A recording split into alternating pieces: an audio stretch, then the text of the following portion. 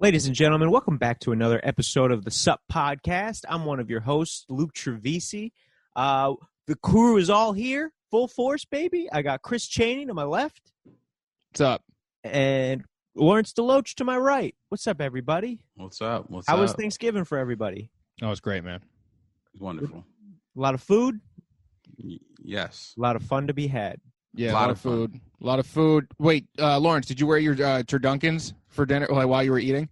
No, I didn't. No, I was in basketball shorts, bro. No.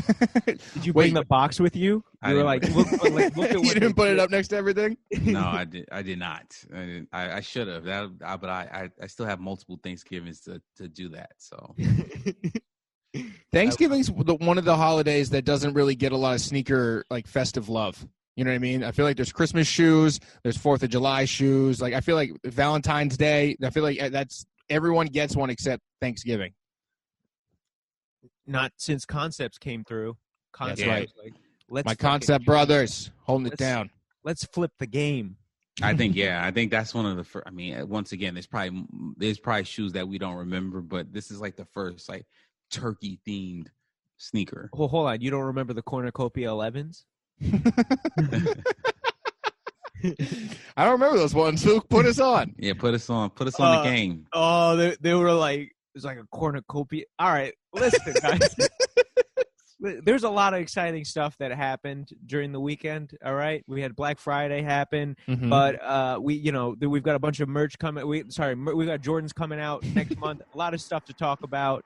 I'm really excited about. But first of all, did anybody see that fight that happened last night? It was Tyson and Roy Jones Jr. exhibition match. Craziness. What did everybody think? I didn't see it. I just saw Nate Robinson get lit up on Twitter the way that Jake Paul lit him up in the ring. But that's all I saw. I didn't see anything else. All right. Well, first off, let's just start out by saying it was amazing to see Mike Tyson at 54 years old and Roy Jones at 51 be in that ring. It was an exhibition. It was 2-minute rounds, but for them to go 16 minutes at that age, and Tyson still showing that, he's got shit in the tank. He'll fuck you up, dude. He will fuck you up. And it was just dope to see those two legends, after, Mike Tyson, one of the greatest boxers. Roy Jones, too, one of the greatest boxers of all time. But the history of Mike Tyson and how feared that man was when he stepped in the ring. Have you guys ever just watched older Tyson? Obviously, we weren't around, but dude, he's an animal. I mean, it was like the fear that you had. Like he would come to the ring and you would just see the fear in the opponent's eyes, and they would get knocked out immediately. Oh yeah, dude. It was it was fun watching all the old highlights leading up to the fight. It was just like, oh yeah, this was an era of boxing that I just wasn't present for. Really, but it was like, oh man, what a fun era it must have been. Yeah, I mean, I think the real winner of everything was Snoop Dogg. I mean, did you hear his commentary? Dogg fucking he was. Oh wait, Snoop Dogg commentated? Yes. Yeah, I didn't know that. I might have tried to tune in for that if I had known Doggy was going to be commentating. I mean, he honestly was insightful. He was funny. He said the right things. He didn't talk too long. He was perfect. And I think a lot of people are going to really look towards using Snoop Dogg in some capacity on the microphone, whether it's, I don't know if he can parlay that into a WWE type thing. WWE, bro? Come on. The only reason why I don't know, because he would have to obviously kind of tone what he does down a little bit in terms of in terms of the cursing. But, I mean, he was just on point. Yeah. And I loved it. I thought it was, like I said, it was awesome to see Tyson. It was obviously the results were fixed. Oh yeah, it ended in a draw. Chris, it ended in a draw. I saw that it ended in a draw, but I had a hard time believing that. Well, Vinny Paz fucking he scored it dumb on purpose. Wait, Vinny Paz, the other rapper, the underground rapper? No, the boxer. Oh, okay. I thought that was just a panel of rappers. Okay, never mind. Yeah, go. No, he scored it I don't even remember. He scored it ridiculously in Roy's favor, and I think that was to just be like, none of this matters, Yes, and what was interesting to me was every round they would update odds, so it would be Tyson minus $3,000, like 3,000, Roy Jones plus 1,800. So if you're betting, on this and you're getting those odds, you just basically, you lost your money. You see what I'm saying? Because it's, I don't know, if people were taking action on the fight, but obviously DraftKings had some type of interest in getting people's money. And then for it to be a draw was like total bullshit. But I think the moral of it was entertaining, and it was great to see these two guys provide a medium of entertainment during this pandemic. Yeah. Nate Robinson came out looking like a fool though, Chris. I mean, woo!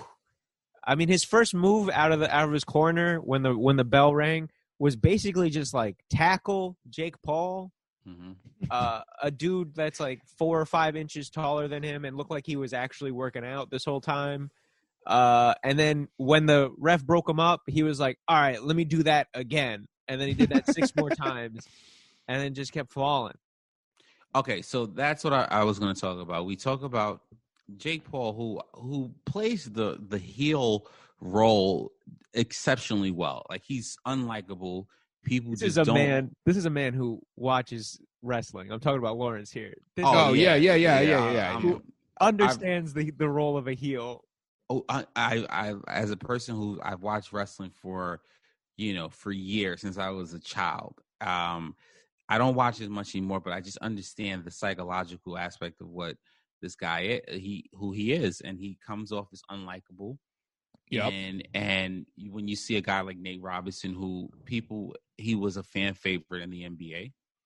He had one slam dunk title, so everyone is hoping that Nate Robinson wins, like beats up. Like, it's like Nate is from the hood, so it's kind of like, yo, you just want to see this hood black dude beat this pompous white guys. And you could say it, Lawrence. You wanted the black guy to beat up the white guy. No. What I'm going to say is, I'm going to say boxing is one of those sports where race is very it's the main tactic in all the Floyd Mayweather fights.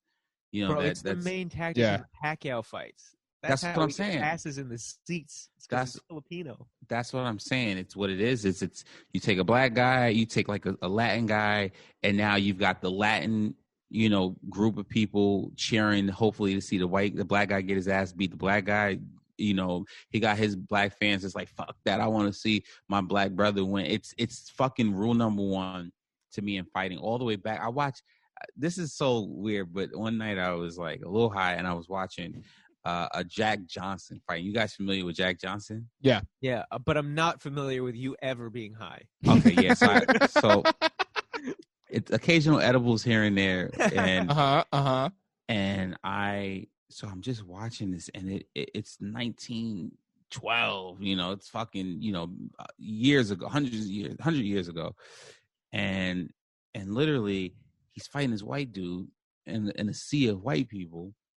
They want Jack Johnson to fucking, because Jack Johnson was, he was known for fucking white women left and right back then. They made the Mann Act, made it illegal for him, and I just remember like whoever was the commentator, I don't know if they dubbed over, but Jack Johnson beat the white dude, and they said, "Look at this white guy," or whatever his name was. Look at him losing to Jack Johnson. He's a disgrace to the white race. Oh my god!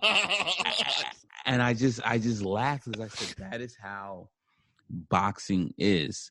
So to get back to the Nate Robinson, Jake Paul shit, we wanted to see Nate beat him, but Jake Paul has some other shit going, man. And did you watch the fight, Chris, or you didn't watch that fight? No, I just saw the clip of seemingly they have no skill or tactic. It seemed like they were just swinging in the knockout clip that I saw. And Jake just happened to get him with that right hook or whatever it was, and then Nate was down. Luke, you saw it. Yeah, I saw it. What'd you think?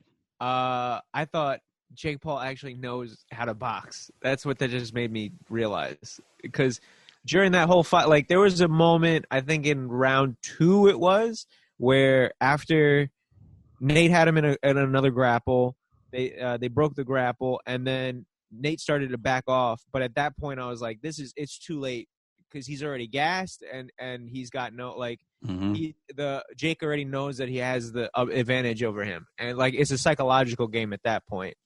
So then Jake goes for a feint, and then he goes for like a combination, like, and Nate bites on the feint, and then he gets the combination in, and that's when I was like, oh, okay. At least he understands like the basics of boxing, as opposed, like, Nate really looked like an amateur out there. He looked like an amateur. And the other thing I'm going to say is Jake Paul had a previous fight. So this was, so he was already the favorite coming in terms of on the, Vegas odds and everything.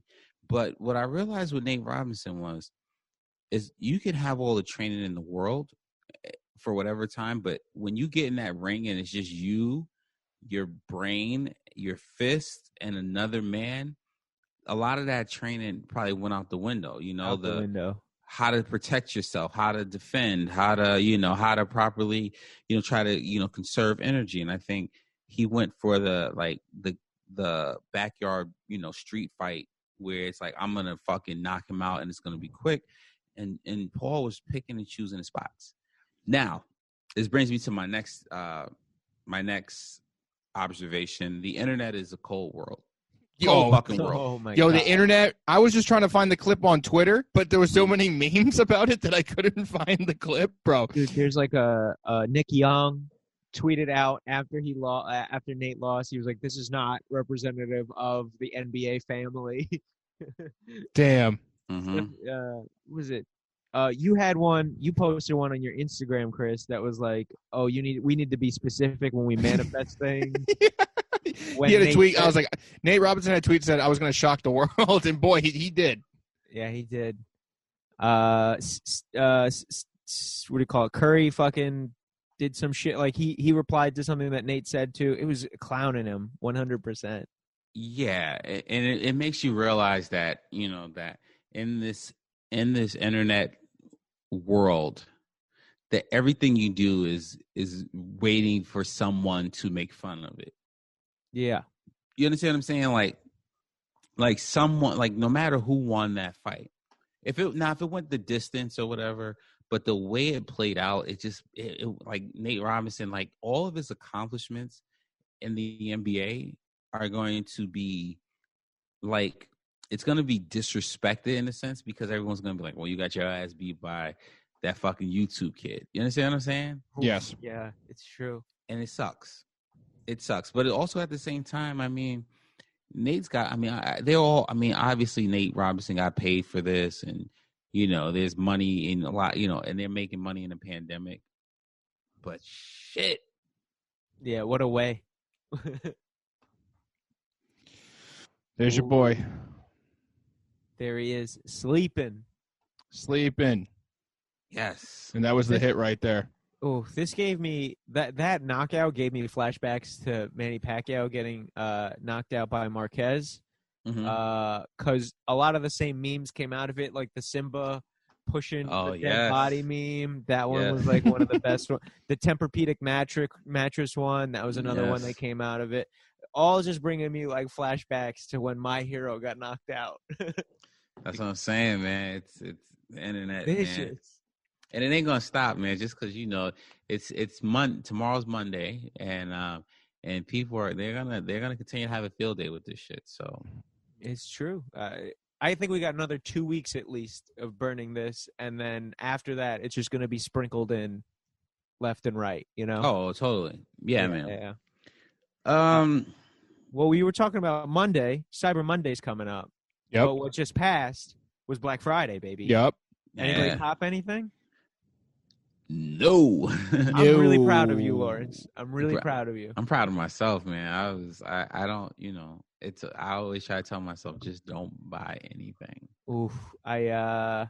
What did I get? No, I got Christmas presents this year. I was nice about it. I had the impulse to buy, and then I was like, let me buy for other people so I don't feel like a piece of shit. Yeah. Be that guy. But what was also happening around that time was Goat Black Friday. And that was a nightmare in itself. Did you guys participate in the Goat Black Friday stuff? I did not. I didn't participate in any Black Friday stuff. I was trying to get my sneaker shit together. I think I told you guys last week, I went to my mom's house for Thanksgiving, and I was looking at all the sneakers I had, and I was like, I got to get rid of some of these. So I was trying to take pictures and shit to put them on whatever website I feel like putting them on. But No, didn't do anything as far as purchasing. I'm so jaded with GOAT in terms of like those Black Friday things that like no matter how many tokens I had or whatever fucking coins that GOAT was giving me, I'm just not with it. So I'm pretty salty this year because I did something dumb this year. So what I did was I did like a bunch of the raffle stuff. I put in a bunch of tickets all over the place, all of the shoes that I wanted, Travis Scott 4s. What else did I put them into? Off-White 5s, all that fun stuff. But I also put some of like half of my raffle tickets into a $10 GOAT credit. And the reason I did this was because I bet that GOAT is really just giving away these $10 raffle tickets. Like, you know what I mean? Like they're just good credits, yeah. They're just giving away little peanuts for the guys who only order on that website every now and then. It's just like every other store. Like they pretend like it's not, but let's not pretend like they don't have like a client list of people who are either selling or buying in bulk. You know what I mean? And they're probably taking care of those people first. Of course. You know? Wait, so did you get a credit? I did. I ended up getting the $10 credit one of those days. Oh, all right. And I was like, oh, fuck. And then, it was just, that's all I got was a $10 credit. I had 5,000 tickets by the end, and $10 is all they could give me. Of course. But what also was happening during that time was the drops, which they were dropping some of like people's favorite sneakers throughout the years. During the Black Friday sale, so we would like surprise drop some things. And one of the things that popped up that got a lot of attention were the Red Octobers, selling for $245. Oof. The original $245 retail price. Yes, that's right. You know, go ahead. I'm sorry. I was gonna say I hate when I know it's quote unquote it brings attention to the platform. But in actuality, who's getting them? Because this is what a lot of stores do.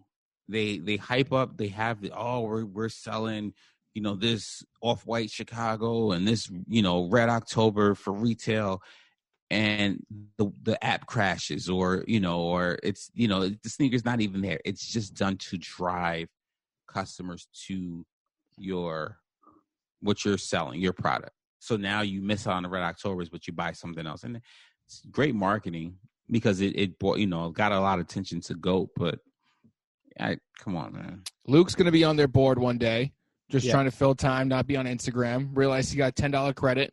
Oh, this one's on sale. Oh, it's only $60 right now. I'll use my $10 credit. Only $50. Ooh, don't tempt me with a good time, buddy. That's you. You're looking at some Ewings. Do not tempt me with a good time. Buddy, I will say this: the GOAT drop system makes me appreciate sneakers a modicum more, because at least with sneakers, it feels like it's still a mess and it's still bullshit. But I mean, it was like I feel like I have a chance on GOAT. Like I'll see the drop listing, the notification, and I'll be like, "Fuck it! It's not even worth the waste of time it's about to be." Yeah. Also, that drop that weekend was the Fire Red Jordan 4s. Another Black Friday treat. Did anybody go for them? Nope. I did not. I'm proud of myself. I did not. Who is this new Lawrence who's eating edibles and not? He's eating edibles. He has hair. He's not buying shoes. He's not reselling the big ones he gets. What is this? What is this identity? I know. I feel like I just feel like if I get a pair of sneakers now, it's something that I really want to keep, or like it more so like I wouldn't want to pay resale for, if that makes sense. So like the turduckens, I wouldn't pay resale for them, but I would keep them, or whatever I get. But like when it comes to the Fire Red 4s, I'm like, shit, I can't, even though they're originals and I haven't had a pair of Fire Red 4s in like 14, 15 years. Like I just can't, I can't keep justifying like saying, yeah, I'm going to get this and this and this, and nope, can't do it and won't do it. Jordan's not getting me. Not this time. Not this time, man. I tried real hard. Not really. I had like I put into maybe like 2 raffles and sneakers drop day, Mhm. and I was like, I'll let the sneaker gods decide what's good, and the sneaker god said, "Fuck you, Luke. You're not getting these shoes." They had a vengeful Week, take for you. bro. I feel like now that because I had that week where I hit like 3 times in a row, I feel like the sneaker gods are punishing me. Yeah, you used all your luck in 1 week, dude. I was gonna say what's interesting is like for these to be such a huge general release, and the sneakers that you were getting, Luke, during the fucking, during your streak, it's like shit, man. Like you would think you would win those, I know. I thought I had it in the bag. I got cocky. Some of my friends were like, "You want me to put in for you?" And I was like, "Nah, I think I got this." Whew. But what I will say about a release like this, I mean, there's from what I read and what I saw, I believe there was over 250,000 pairs of these sneakers. So wow, yeah, I mean, Black Fridays and then the holiday 11s are usually always like super mass produced. Yeah. So what you're gonna see is in the coming weeks or months that there's gonna be some type of, Jordan is gonna have their Jordan Reserve where you can purchase these, or multiple websites is going to have where you may just you'll have other opportunities, so it's not like it's just this is it. Yeah So that's true. Yeah, and if you want them, like I said, you can definitely get them. And look, I mean, the way when all these pairs start coming in from the online retailers, bro, you're gonna, if you want, you could pay maybe $20 over retail if you truly want them. It's true. It's true. I already have a guy who's like 40 over retail, which is like, it's still not bad. Not bad at all. So, Chris, I mean, you didn't see anything in November that you liked. We're coming into the final month of this wild, insane, stupid, worst year for a lot of people. Not fun. Everyone is fucking really worried about what's going to happen in 2021. But we're coming to the final month of the year. Mm-hmm. And I wanted to know, Chris, we have some interesting Jordan brand releases. One is obviously, we talked about the Fire Red 4s, but the Jubilee 11s are the next mass-produced Jordan sneaker that everyone's going to go for. Yeah, they already had a shock drop release, correct? Yes. Yeah. So they're already on some people's feet. Correct. Actually, you know what? I'm not really mad at the Jubilee itself. It's like a clean 11. There's nothing really wrong with it, and you don't have to necessarily cater too much to the shoe. You can just wear whatever you want and then put those on. Mm-hmm. I don't know if I'm going to shoot for those, though. I'm not really an 11 guy, but I respect those. They're just not one that I would actually reach for. But what do you guys think? I'm also not really big on 11s. I don't really own any. I've never really owned any. But again, same thing. I like the detailing. I like that kind of that silver Jumpman on the back. It's very clean. If I saw somebody in the street wearing them, I might give them a little nod. The nod, like we learned from the Netflix show. Like we learned Sneakerheads. from the The nod, which none of us knew about. None of us knew about. None of us had ever experienced in all of our years of wearing sneakers. What do you think, El? What do you think about the Jubes?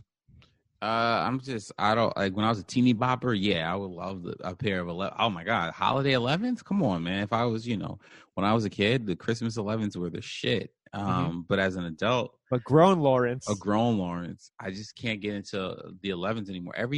I buy a pair of Jordan 11s usually every holiday for from 2008 or 2009 on. I end up selling them. Yeah. Oh. And I ended up getting rid of them. Like I had Concords, black and red 11s. I've had pretty much all of them at one point. And the Columbias, which were the Legend Blue joints. Like I don't have a home or a heart for like patent leather 11s anymore. Yeah. I feel that. So but it's interesting because we've seen the Concord 11s when those came out, and I believe those came out in 2018. So those came out, I believe, 2 years ago, and then they were so mass produced, and no one was buying them. And then in 2019, and then all of a sudden we get The Last Dance, and now everyone's like, I need Concords. Yeah, wait, what was the shoe last year? Was it Concord? No, or was it Space Jams? Last year was Bread 11s, wasn't it? Brad, that's what it was. And then previous year was Concords. Right. Okay. Concords. Yes. Which are arguably the two greatest 11s, Yeah. And somehow, and I'm gonna always say this: no matter how many Jordan 11s they produce, it's the demand outweighs the supply, and motherfuckers is still gonna get shut out. Yeah, bro, I can't lie to you. When I saw those in the dock, because I've never owned a pair of Concord 11s, but I look at them and I'm like, they look good on Jordan's feet. I'll tell you that much. They look real good on Jordan's feet. Yeah, I think they're one of the best 11s. Part of me wishes I did keep them, but the other part of me is just like, you know what, man? Like, nah. Yo, I'm still trying to find a 9.5 for this 10.5 in my Frag 3. So like you still haven't gotten that yet. Well, no, I mean like last week was last week was Thanksgiving shit. So like I couldn't see. This is the thing though. This is what really annoys me about round 2 because they still refuse to do the phone call shit. Right. Mm-hmm. So I have to go there during this pandemic climate. No, you don't. I do. How else do I know? You follow the Instagram, yes. Yeah, sure. You check the Instagram, that's all. Sure. But yes. I would like to go in there and just be like, hey, what's up?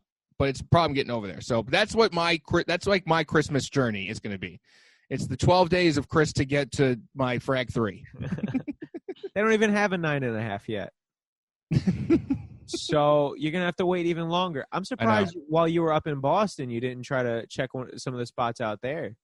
No, I wasn't. I did. Yeah, you probably didn't really have much time for that. No, plus I had the girl with me, so it wasn't like necessarily like. Not only couldn't we not go out, I had the lady with me. So this wasn't even something where I could just go to like my hometown bar and like, still have fun with my friends with her around. This was like, I couldn't go nowhere. Not that she's not fun. Don't think I'm saying that. But, this wasn't like necessarily the best travel Thanksgiving. Is she there right now? Just blink twice. No, she's not. She's not here. She's not here. I'm just checking. There's no one around. It's just me. Yeah, man. We got to get you those 9.5s at some point. I'm trying, man. I'm even doing that annoying thing where like I'm commenting on old posts of that shoe going like, hey, does anyone have a 9.5? I spent like an hour just like using the hashtag, going through everybody's posts to see that what was like time sensitive, like time, like around the same time. Mm-hmm. And then putting like, I got a 10.5. Does anyone need let me get a 9.5. Did that for like an hour. Then fucking nothing, dude. It's annoying. And that was it. That was the most effort you put into this, huh? Yeah. I mean, that's all I could be at the right now.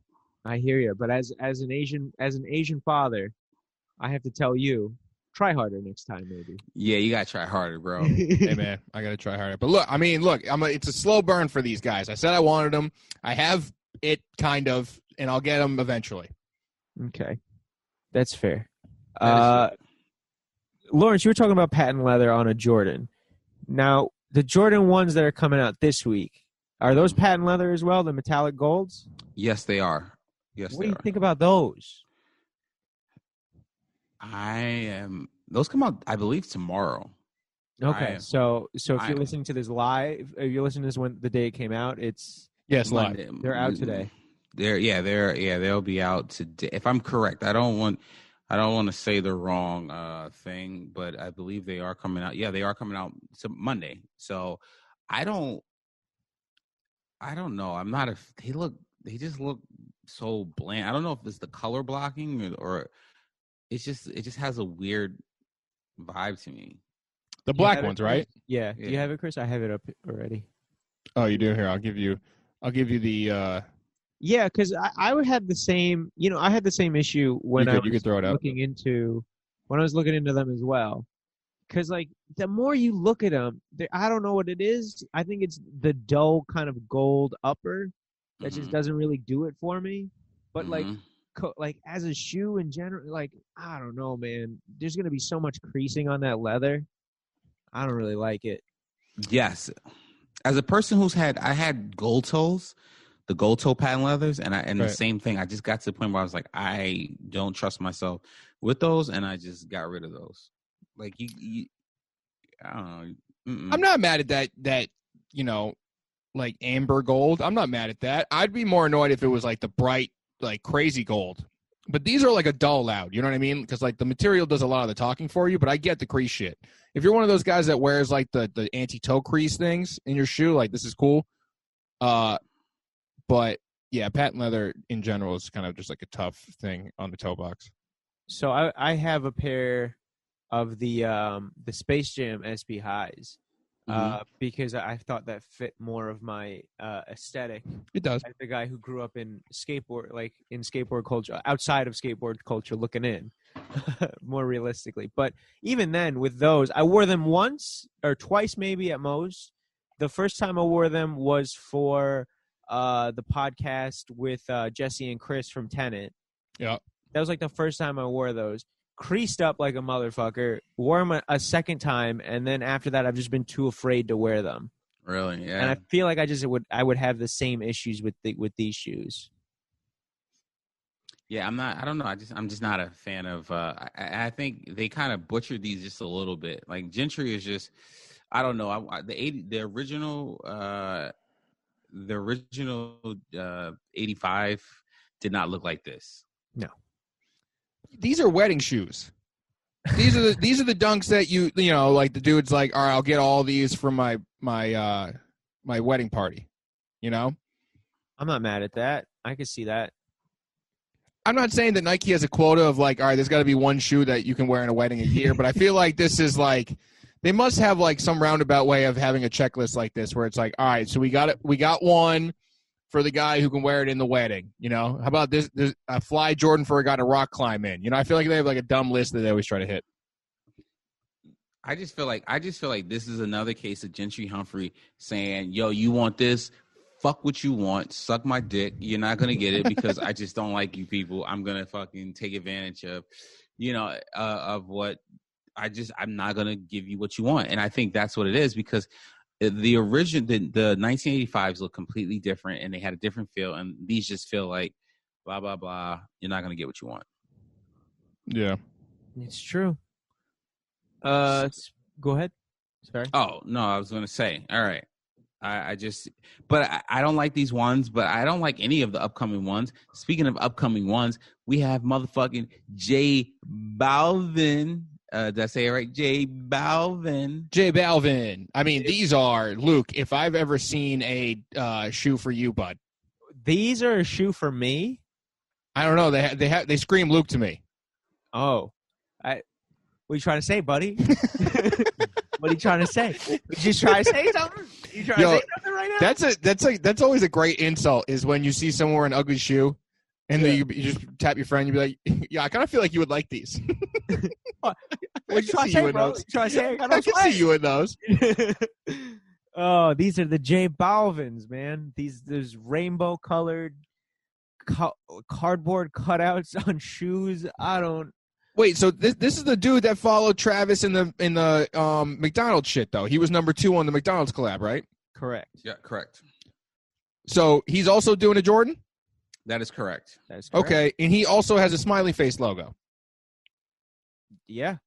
Yes. Okay. It's a lot of people with smiley face logos, right? Yes. Justin Bieber with what's his brand name? Like Barbara or some shit? I don't know. Justin Bieber, Cactus Plant Flea Market, right? They have one, and then Chinatown Market, and then Cactus Jack. He is like more like a frowny face, but then J Balvin, and then every bodega. Thank you for coming in bag. That's right. But this one has lightning bolts for eyes. Oh, that's right. So it's a fragment. It's a fragment Chinatown Market collab. Oh, so it's J different. Is what I'm saying. That's all. You can't knock the guy. Also, I believe the Cactus Plant one has 2 sets of eyeballs. Oh, so that's true. Eyes. That's true. But this one also is spiky like a cactus. So, okay, I feel like you're trying to say something here about J Balvin. I'm just saying. I mean, you guys could do some math on that. I mean, these are just crazy. I mean, it has everything else that everyone's doing in one shoe, just rainbow and spiky. Okay. All right. So I remember your initial thoughts on J Balvin was that he is Spanish Travis Scott. Did I say that? No, you didn't say that. I'm paraphrasing. for the listeners, I'm paraphrasing. Don't No, go but back I'll call him Spanish Scott. That's fine. Let's do that. Spanish Scott. Hilarious. My man, Spanish Scott. La Fuego. Yeah. La Fuego. That's funny. great. La Fuego. It's Lito. What's lit? It's too far. What's lit in Spanish? Oh, we don't know. I shouldn't say anything else. I don't know. Google Translate. Oh, no. So I got you guys. Hold on. I'll figure it. Go ahead. Okay, so one of the things, this is the one thing I do like about these shoes, is the pink sole. I think the pink sole was the best decision on this entire thing because it's so, like, the rest of the shoe is so busy, but at least with the sole, like, you found, like, a good contrast without it being white. I think that light pink just kind of works for it and just really leads to all of these things that Chris would love in a shoe. Wait, go back up for a second. Guys, Okay. hold on. I got some breaking news. I got breaking news. Breaking news. Also, It's lit in Spanish. Está entendido. Está tan lindo. Oh, it's Lito. I was right. Está tan lindo. And Lito. hold on. Está entendido. Está endido. Yeah. Hell yeah, So, dude. Está tan lindo. I'm just gonna say whoever's making J Balvin's decisions, he must have similar agency or the same fucking people, because it just seems like everything he's doing is somehow following, what Travis Scott is doing. But he's just, like you said, it feels like it's the Spanish Travis Scott. So, okay, here's something to look out for, because each of Travis's shoes have sort of like a signature thing to them. But let's focus on the Dunk, right? So this is a Jordan 1. It's not whatever. But Travis's had the reverse swoosh. Okay, so if J Balvin, if they created a program where they're going to try to follow and keep certain attributes about each collaborative shoe in a certain sector, the next shoe he's going to have is going to be like some crazy gradient rainbow with spikes. Right? Uh-huh. So just moving forward to see how Nike's moving, if we just watch what J Balvin's next shoe is, if he gets one, you'll know that Nike has some sort of internal program where they're trying to like brand and create a certain aesthetic around musicians. Okay, so you're saying if there's another shoe with kind of this like spiky silhouette. Yeah, you can kind of like analyze that as an internal program that Nike is running, because they're really good at branding people. I mean, we've seen it with every athlete, major athlete at least that they've had. They create a whole brand, an aesthetic around this person. So if J Balvin gets another one where it's like this spiky crazy shit in like another gradient form, you're like, okay, you can see internally they talked to this guy, they built him up. Also, these are clearly a performance shoe. He's clearly supposed to wear these on stage in some crazy costume. Yeah, of course. I mean, Travis Scott was wearing his ones, during concerts. Yeah, that's what, Justin Timberlake was same thing. He wore the JTH threes, at the Super Bowl. Like that's what they're not just giving them just to give. Like they're supposed to be, there's something behind it. I mean, these one in particular, you could see how this could be a part of a costume, though. Yeah. Well, let's talk bigger picture, guys. If you do you want a pair of these or no? No, I do not. If you got your hands on a pair of them, would you sell them for the high, or would you say it's escondido? I would sell them for the high. Muy bien high. Muy bien high. Yeah. Mucho high. Mucho high. I wonder if these are going to, I mean, obviously these are going to be super limited. We know that. Mm-hmm. But I wonder how the hype is going to be on these. What kind of numbers are we looking at? Yeah, because they're not the most visually attractive shoe in terms of construct. Like, like these are. Look, I mean, they're already at like $1,000. Oh, I mean, these are. I'm not going to say Travis numbers, but these are early Travis numbers. Okay, but let's not forget, these are pre-sale numbers. Oh, that's true. There's only 12 sales, yeah. Pre-sale numbers are fucking unreliable as hell. These are out the back door shoes. Like these Exactly. they got them through the back door, and now they're, selling them on StockX. Don't go through the back door. Go through, yeah. Don't go through the front door. Chris, what do you think of the canvas, the decision for canvas, though? I'm not mad at the material choice. I'm just mad at that it's not a good shoe, and it's like what everyone else is doing. Yeah. Not in that it's, not everyone's doing a rainbow-colored shoe with spikes on it, but it just seems like a reach to get some sort of attention, and it's executed in a similar way that all the other like artist brand collabs have been. Very well said. All right.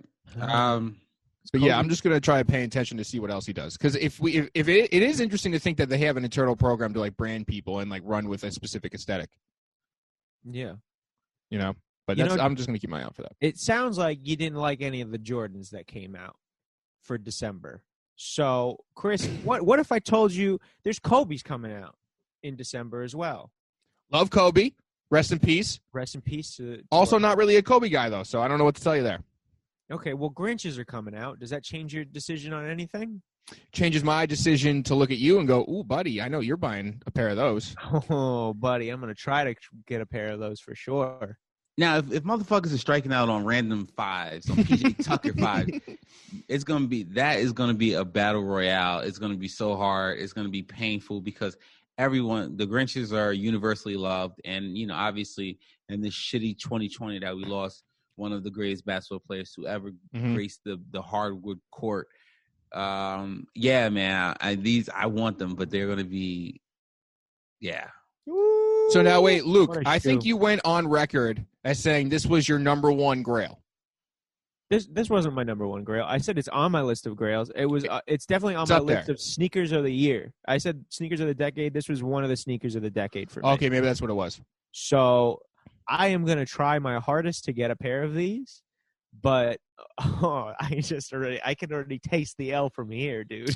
I just wanted you to speak on what makes this shoe so great to you. So personally, it's the night, the shoe, when I saw these shoes on TV, that's what kind of got me hooked on the shoe. Cause I don't really like Kobe's like that, but I just remember being out, like it was Christmas Day, like we were watching basketball. The Heat were playing the Lakers, yeah. The LeBron and Wade and Chris Bosh were all together. And to the basketball world, Kobe was like the last defense against this super team mentality, right? It was basically Kobe versus these three like basketball led like Hall of Famers. Mm-hmm. And fucking what does he come out in?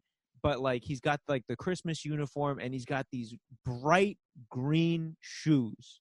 And I just see him on the court and he hits that fadeaway and you just all you see are these shoes. And for me, that entire story and just like being able to like remember exactly where I was when I watched that like game, this shoe just brings back a lot of memories for me about like early like not early but like high school like basketball days for me. Mm-hmm. Mm-hmm.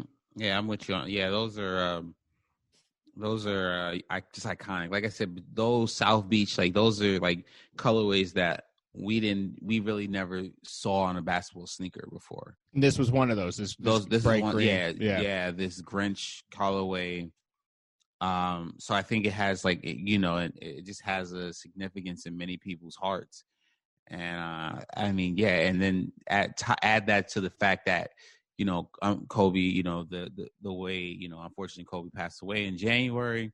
Yeah. So I feel like people are going to be going out of their way to get a pair of these, and yeah, just like like I said, we saw with the Bruce Lees, but the Bruce Lees are loved, but I think what we're gonna see with Kobe, with the Grinches, are gonna be even it's gonna be even crazier. Yeah, this is gonna be a rough one for sure. Mm-hmm. Wait, Luke, did you say that was contender for sneaker of the year? Is that what you said? No, well, I said it was one of the sneakers of the decade. But, okay, excuse me. Yes, but we're getting close. We're getting close to having to decide a sneaker of the year, guys. It's the end of November. Yeah. It's going to be really hard just because of the pandemic. Like the pandemic itself was so like we couldn't go out.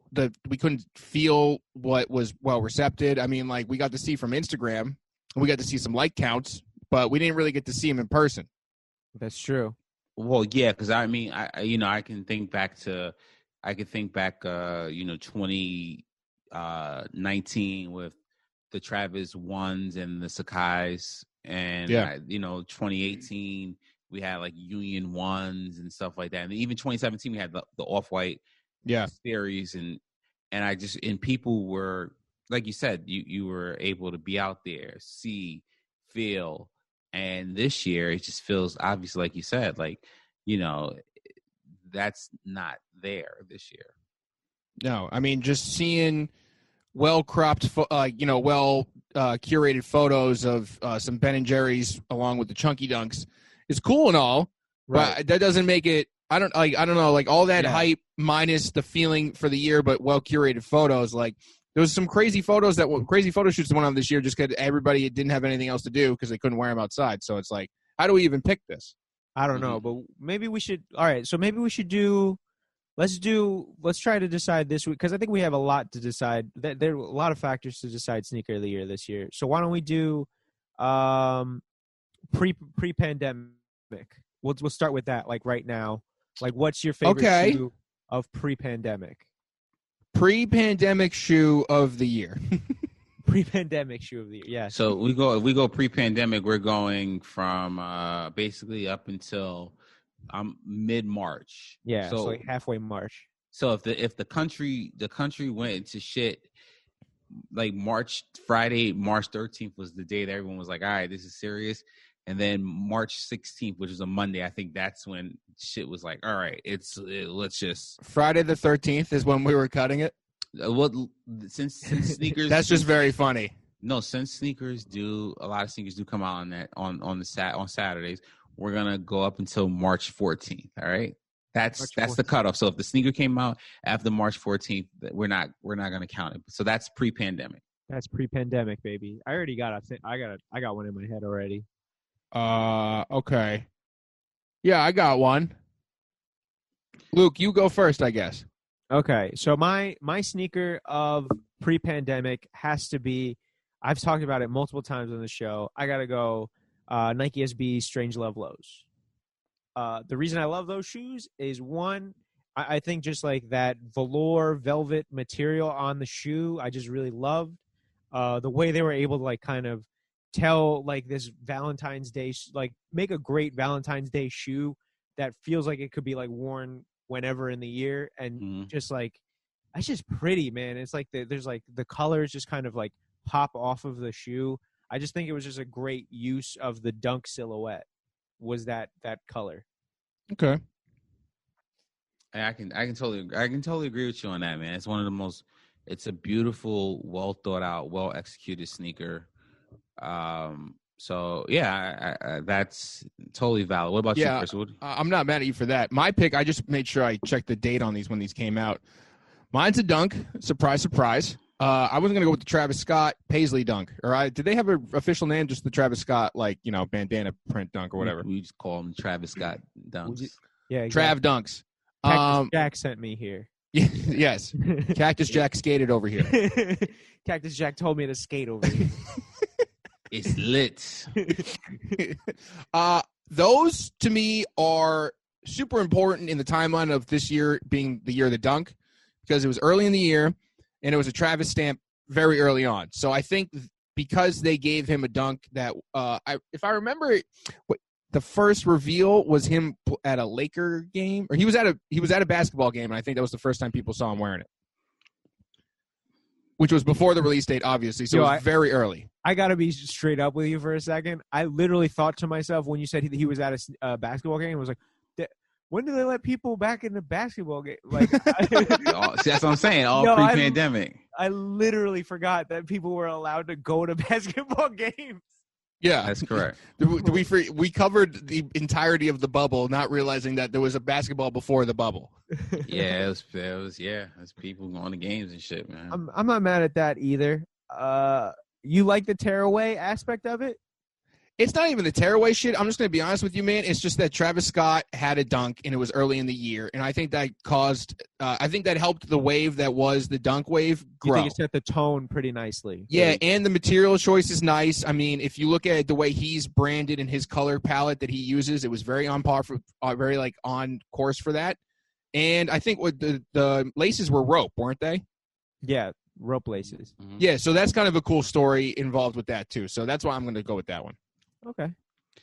I'm with Luke on in terms of Strange Loves, but I will say in terms of what had the most hype and also nice rollout, even though it really wasn't readily available unless you were in like Chicago.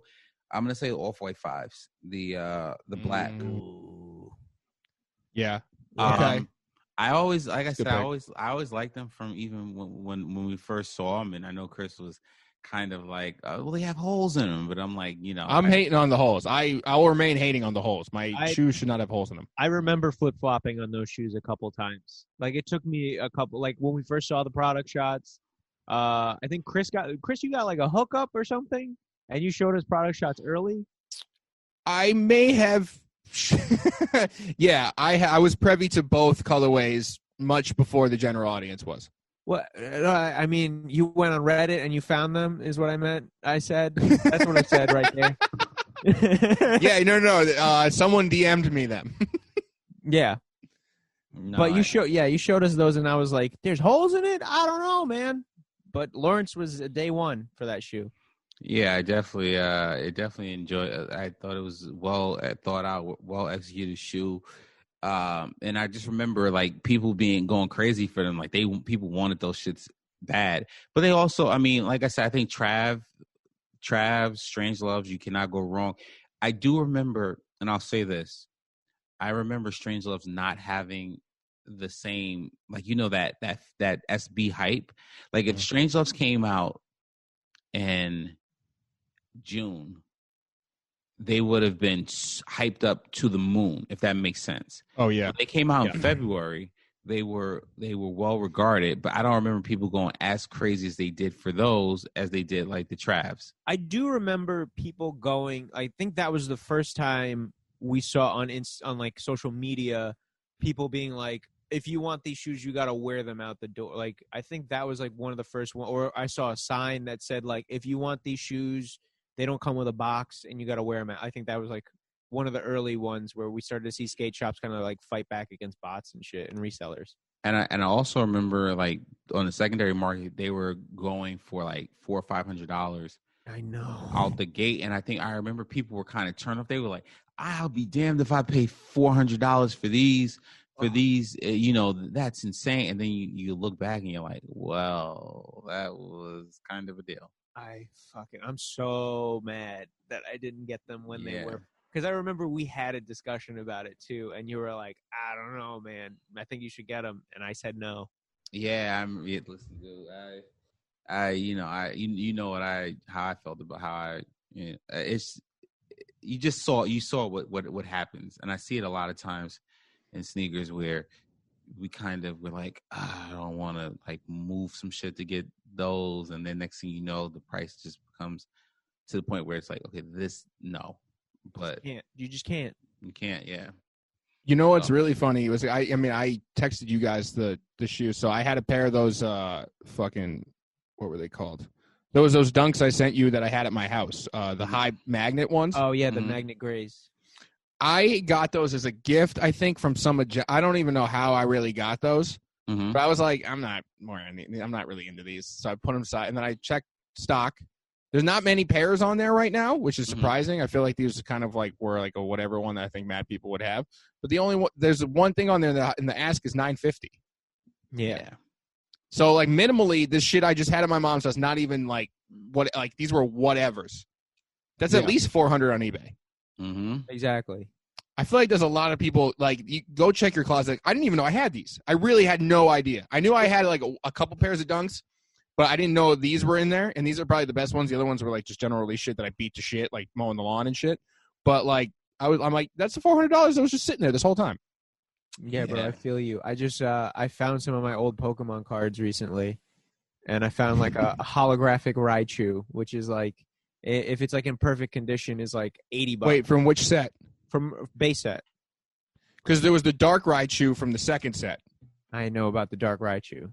I am familiar. We lost Lawrence. We lost Lawrence. We lost Lawrence I immediately. tuned out. Yeah, I was like, oh, But let them talk. I'm saying, shit. like, there's money. There's like money lying around your house, like if you're not like in the least expected places. I will say I am getting to the point where I'm like, Lawrence, just sell like a lot. Just sell your used shit. Yeah, You know what I mean? Your used sneakers and call it a day. Because there's so, like you said, there's so many used sneakers that people will fucking, I don't know. I want to get rid of some of my used sneakers. That's the best way to describe I it. put up 4 pairs this week. 4 pairs of used sneakers. What'd you sell? Let's see. So I'm getting rid of the Space Jams for the reason that I'm just too afraid to wear them. What's the other one? The Bo Jacksons they kill my pinky toe way too much. Mm-hmm. So I got to get rid of them. I'm getting rid of the mids. It's an end of a short era. It was pandemic times, and I was like, I'll be the crazy guy who has mids. Mm-hmm. And then I got the mids, and I was like, I don't have enough power to make these a thing. I can't beat the force of the entire sneaker world. Mm-hmm. So I'm letting go of the mids. And then I also am getting. I also got rid of the Royal Toe Jordan 1s because I needed to offload some cash flow. That's gonna be like $250 right there. Those first 3 pairs, and then plus the Royal Jordans would be like $500. It'd be nice little change in my pocket. That's what it really boils down to. And it's like you said, man, you have thousands of dollars of just product that you're just like that's just sitting around. Yep. And you have to really sit there and be like, after a while, it's like, I think that's my biggest. But the thing about it is you're like, fuck, like, I don't know. It's weird because like each sneaker sometimes has that sentimental. I know, bro. They that got sentimental sentimental value. shit. Oof. No, I saw a lot. I had like a lot of weird custom. I sent you some of the pictures. I didn't send you guys all of them. I had some weird custom Reeboks that I got as like a special occasion thing, and like, not that anyone cares about Reebok that much that where like they're gonna sell, especially if you don't know what they are. But some of them I was like, I should sell these, but these like hold too much like sentimental value because like some of my first big hookups that I got from people, like I got blessed for the first time with these ones, so it's like I gotta keep them. Oh yeah, for sure. Which one's the Zig Tags? Yeah, my Hypeless Heat is going to be this Zig Encore. So John Wall's like, he was like the face of the Zig. I have a Jason Terry pair that I got as a gift that I don't think I don't know if the public got them or not, but like I have pictures I'll show you guys. But the Zig Encore was like a couple of those. I was like, damn, these are kind of nice. Do you guys want to just jump into Hypeless Heat right now then? Yeah. Yeah, we could. We're at about time, right? Yeah, we're at that time, man. Yeah. All right. Well, since I just said them, hold on. Let me cover me while I find like a photo of the regular shoe. Oh man, Lawrence, what are you looking to sell? Are you trying to move anything right now? Hold on. I think he's gonna turn this episode into like a bidding war for his. Oh no, bro! I got like $50 on me. That's it. Like I can't be spending no money on Lawrence sneakers. But maybe our Discord would. Hey, if you're a listener to the show, why don't we take this moment and ask you guys to join our Discord? It's a lot of fun. It's a great community. Shout out to those guys. We're super thankful. Holy shit. There they are. Lows. Oh my God. It's one of those things where you're like, bro, you can't sell those.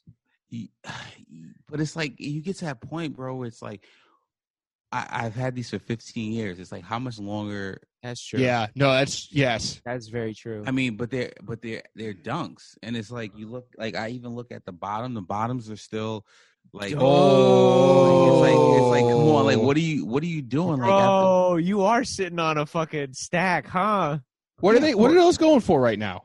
I mean, you like after a while, like the only thing that's really messed up about them is the swoosh. I saw the swoosh, but it's bare, like It's like, but the rest of the sneaker is like it's in great condition. Great condition. It's when you start really sitting there, you're like, yo, like.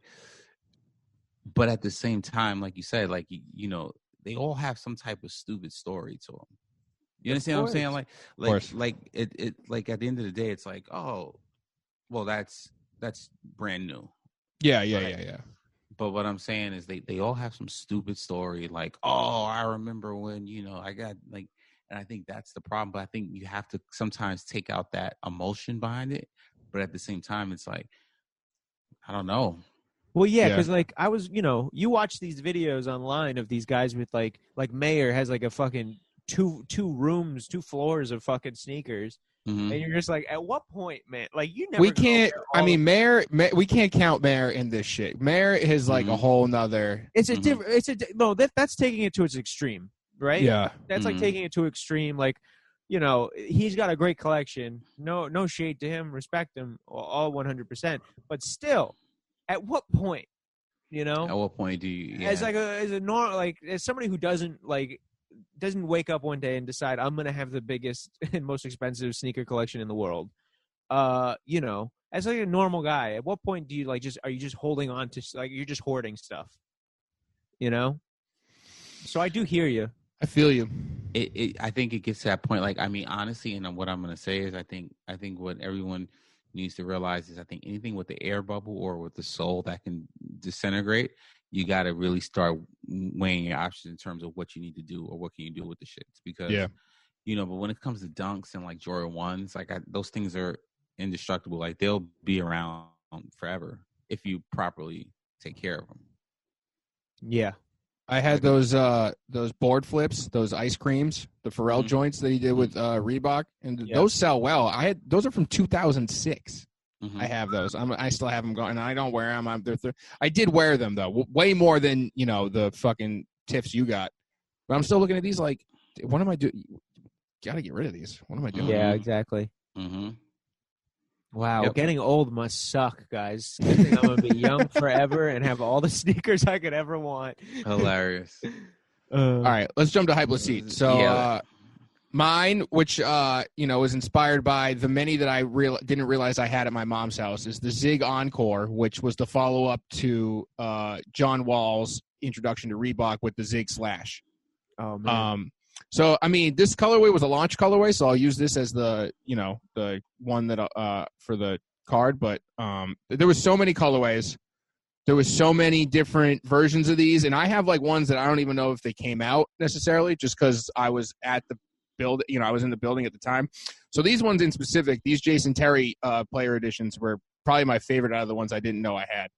These are the Slash. Those. Yeah. These are the original ones. These are the Slash. These are the Slash. The Zig Encore, I think, was the entirety, like my favorite one. These are the original ones that that Jason Terry was wearing. Ah, got you. But fuck yeah, dude. These are a nice shoe.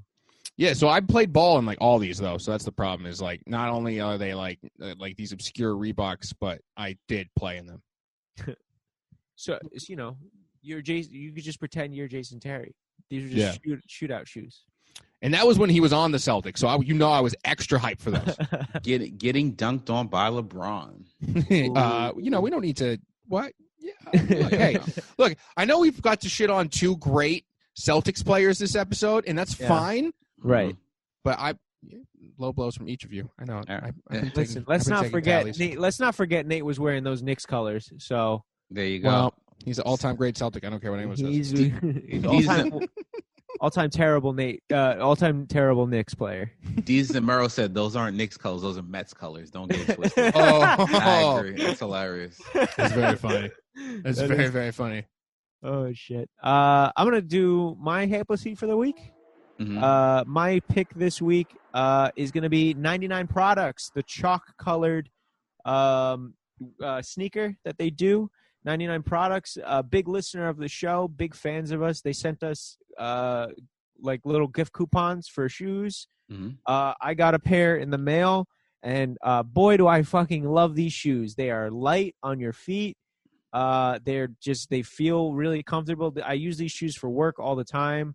I fell in love with these shoes immediately when I started wearing them. They're like a yellow color, but it's like pastel yellow enough where like they can pretty much go with anything, and they do kind of pop nicely without being too loud. I know Chris is pretty anti-yellow sneaker, but for these work, man. No, I still have my pair. So they've blessed us now twice. So thank you guys so much. I still have my first pair. I gave my other pair for this time to Tanner because Tanner not only loves yellow but loves these shoes. Tanner beat his to shit. I use really mine. did. Yeah, Yeah. he beat his to shit. I wear mine very casually. The style isn't necessarily for me, but I can't deny that they're a very comfortable shoe. They're right here in New York City. They're in Harlem. So I love that they're local. So if you guys, Christmas gifts coming up, whatever, Hanukkah, like, if you want to go local, they're right up the street. Right up the street. They have two colorways now. This whiteboard colorway as well, which is like a gray and white and black colorway. Mhm. I didn't know about these shoes. Like I haven't really seen many pictures of them, but I ordered a pair during Black Friday for myself. I did cheat a little, and I did get an extra pair on their website because they were doing a great deal. If you put in the code Black Friday, it's 50% off. I don't know if it's still off by the time you're listening to it, but I strongly suggest you try it out because $45 for like a pair of shoes like these is a steal. Yeah, I definitely agree with you guys. Those are I truly enjoy. I have the chalk color way of this sneaker as well. Extremely comfortable. Like you said, Chris, locals, New York City, Harlem based. So that's a plus. And yeah, definitely, they're very flashy, stylish. When I go to the barbershop, I wear them. Barber's always like, "Yo, I need a pair of those." So now I'm definitely gonna, I might just hook them up. Actually, Oh, there you That's go, my dude. huh? There you go. Bless the That's my barbershop. Yeah, that's my dude too. I might hook them up. Hey. Hey, Yeah. So, all right. Yeah. what do you got, buddy? Oh, me. Nike Kill Shot 2. Ooh, Kill shots. that's not really a Lawrence sneaker. It really isn't. Nah, actually, you know what's funny? I have the oh man, I forgot what they're called, but I like sometimes I do like the low key shit like that, And it Which depends. colorway though? I like the blue one. The blue swoosh. Yeah, blue swoosh navy. Ooh, okay. That is navy. Yeah, it's navy. Yeah, I like the navy joints. These are a classic shoe, man. Mm-hmm.